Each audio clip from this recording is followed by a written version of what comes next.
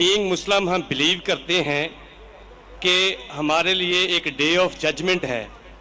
اس دن ہر کسی کا نامہ اعمال اس کے ہاتھ میں دیا جائے گا اور یہ ڈکلیئر ہوگا کہ who is right and who is wrong, who deserve جنہ اینڈ ہو ڈیزرو جہنم. لیکن قبر میں پھر جزا اور سزا کا جو معاملہ ہے، قبر میں عذاب کیوں ہونا ہے before the day of judgement? ابھی رزلٹ ڈکلیئر ہونا ہے قیامت کے دن، تو قبر میں عذاب پھر کیوں ہونا ہے؟ اگر کوئی گناہ گار ہے تو قبر جنت کے بغیچے میں بغیچہ کیوں ہے، یہ پہلے کیوں ڈکلیئر ہوتا ہے؟ جزاکم اللہ خیر. بھائی صاحب نے سوال کیا ہے کہ یوم القیامہ میں ہر ایک کو پتہ لگے گا انہوں نے کیا گناہ کیے، کیا اچھا کام کیے، کیا وہ جنت میں جائیں گے جہنم میں جائیں گے. تو یہ قبر کے عذاب کیوں؟ میں اس کی مثال دوں گا. جب آپ کبھی پڑھتے اسکول میں یا کالج میں، ایک ہوتا ہے فائنل ایگزام، اور اس کا جواب ہے سورہ عمران میں سورہ نمبر 3 آیت نمبر 185، کل نفس ذائقۃ الموت، ہر نفس کو موت آئیں گی. فائنل ریکمپنس، جو فائنل ریکمپنس وہ ہوئے گا یوم القیامہ میں، آن دا ڈے آف ججمنٹ. اگر کوئی شخص جہنم کی آگ سے بچ جاتا ہے اور جنت میں جاتا ہے، وہ سفلتا پاتا ہے، نہیں تو یہ دنیا ایک کھیل ہے. تو آیت میں صاف ذکر ہے کل نفس ذائقۃ الموت، ہر نفس کو موت کو چکیں گی، اور فائنل حساب کتاب ہوگا یوم القیامہ پہ. اور جو انسان جہنم کی آگ سے بچے گا اور جنت میں جائیں گا وہ سفلتا پائیں گا، نہیں تو یہ دنیا ایک کھیل ہے. مطلب ٹوٹل فائنل حساب کتاب آخرت میں.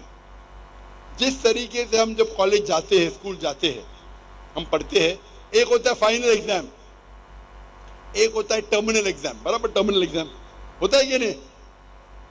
کچھ ہوتا ہے ویکلی ٹیسٹ. تو جب بھی آپ کوئی بھی چیز اچھا یا برا کرتے ہیں، آپ کو اس کا پنشمنٹ، اس کے جو سزا یا جزا، آپ اچھا کام کیے اس کا جزا یا برا کام کیے اس کی سزا 3 جگہ مل سکتی ہے. ایک دنیا میں، دوسری برزخ میں، اور ایک آخرت میں. 3.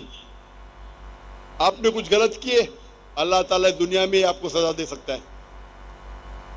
آپ نے اچھا کام کیے، یہ دنیا میں ریوارڈ دے سکتا ہے. ہو سکتا ہے کہ سزا برزخ میں دے یا ریوارڈ برزخ میں دے، ہو سکتا ہے کہ آخرت میں دے. سب سے اچھا آخرت ہے. تو جو بھی آپ غلط کرتے ہیں، آپ ٹوٹل کریں گے، اس کی سزا دنیا، قبر اور آخرت میں ملائیں گے، ٹوٹل صحیح رہیں گے. کوئی بھی اچھا کام کریں گے، اس کا ریوارڈ دنیا میں مل سکتا ہے، آخرت میں، قبر میں اور آخرت میں. اسی لیے اللہ کے رسول فرماتے ہیں جو بھی غیر مسلم ہیں، وہ جو بھی اچھائی کرتے اس کو دنیا میں اس کا ریوارڈ مل جاتا ہے. ایک مشرک ہے جو شرک کرتا ہے، وہ جنت میں نہیں جائے گا. اچھے کام کرتا ہے، دنیا میں اس کی ریوارڈ مل جاتا ہے، تو وہ آخرت میں اللہ سے کمپلین نہیں کر سکے گا مجھے تو انعام ملا نہیں. مثال کے طور پہ مدر ٹریسا، اس کو بڑے بڑے ایوارڈ ملے، اچھا کام کی. تو آخرت میں اللہ تعالیٰ بولے گا تم نے اچھا کام کیے، تم کو شہرت مل گئی، تم کو پورا ریوارڈ دنیا میں ملا. جو غلط کام کیے ہو سکتا ہے کہ تھوڑی سزا یہاں نہیں بھی ملے. کتنے لوگ ہیں جو بڑے بڑے اسمگلر ہیں، ڈاکو ہے، اپنی زندگی اچھے عیش و آرام سے دنیا میں بتاتے ہیں. اللہ تعالیٰ بولا چلو تم کو سزا یہاں نہیں دوں گا، قبر میں دوں گا اور آخرت میں دوں گا، یا صرف آخرت میں دوں گا. تو وہ سمجھتا ہے کہ ارے میں تو بہت تیر مارا، غلط کام کیا، مشرک ہے، ڈاکہ ڈالا، لوگ کا قتل کیا، دنیا میں کچھ نہ اس کو پنشمنٹ ملی. پنشمنٹ مل سکتی ہے قبر میں اور آخرت میں. تو یہ کہنا کہ آخرت میں پنشمنٹ ملیں گی تو قبر میں کیوں مل رہی ہے، آپ ٹوٹل کریں گے تو صحیح رہیں گا. ہو سکتا ہے کہ پارٹ آپ کو دنیا میں ملی, پارٹ سزا آپ کو قبر میں ملی, باقی کی ملے گی آخرت میں. ہو سکتا ہے کہ دنیا میں آپ کو سزا ملی نہیں جو غلط کام کیا آپ نے, ہو سکتا ہے قبر میں بھی نہ ملی تو پوری ملیں گی آخرت میں. تو ٹوٹل صحیح ہے یہ, ہاں لیکن ڈبل سزا نہیں ملیں گی. ڈبل مطلب آپ کو ملنا چاہیے 100 پوائنٹس کی سزا, ہو سکتا ہے کہ 2 پوائنٹ دنیا میں ملیں گا, 8 پوائنٹ قبر میں, 90 پوائنٹ آخرت میں. اللہ تعالیٰ ایسا نہیں کرے گا 100 پوائنٹ دنیا میں بھی, 100 پوائنٹ قبر میں بھی, 100 پوائنٹ آخرت میں. یہ غلط ہے. تو اگر 100 پوائنٹ کی سزا ملنا چاہیے, آپ کو کچھ پوائنٹ دنیا میں ملیں گے, کچھ پوائنٹ قبر میں, باقی ملیں گے آخرت میں.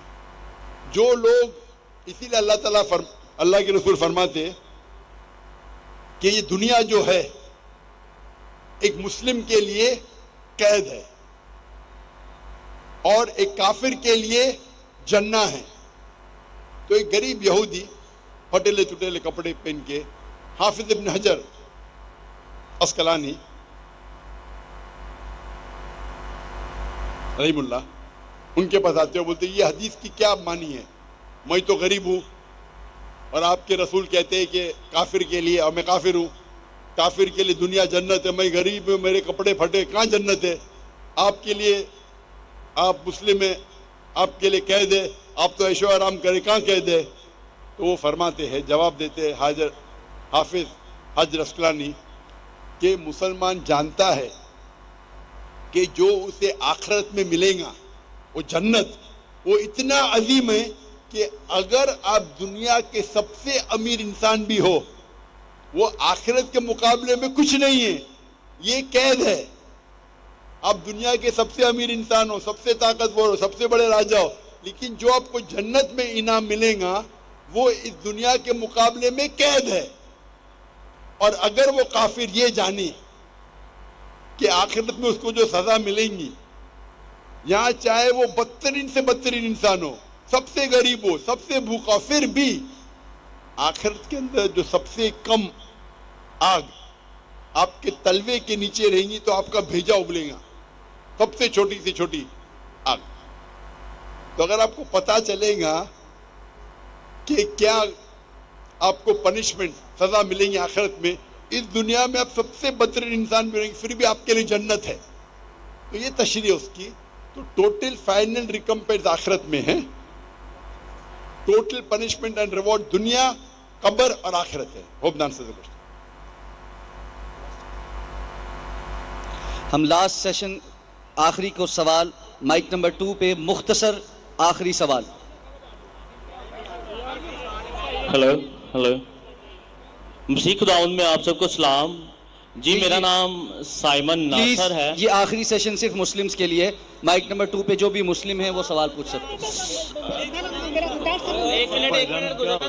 یہ آخری سوال صرف مسلمز کے لیے ہے, مائک نمبر 2 کے پاس جو مسلم ہیں وہ سوال کر سکتے ہیں. سر آپ نے سوال کیا تھا کہ یہ راؤنڈ جو ہے وہ مسیحیوں کے لیے ہے, یہ راؤنڈ یہ ڈاکٹر ذاکر نائک صاحب نے کہا, ڈاکٹر صاحب نے کہا تھا لاسٹ راؤنڈ صرف مسلمانوں کے لیے, لاسٹ راؤنڈ شروع ہو چکا ہے, اس کا آخری سوال ہے. یہ صرف مسلمز کے لیے سوال ہے, پلیز مسلم بھائی آگے آ کے سوال کر لیں.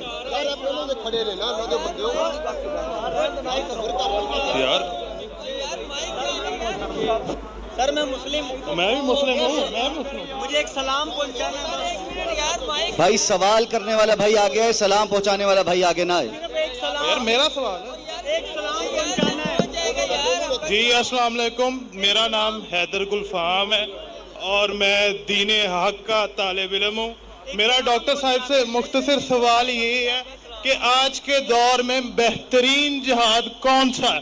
ایک سلام پہنچانا ہے. مائک بند کر دیجئے. جی مائک بند کر دیجئے.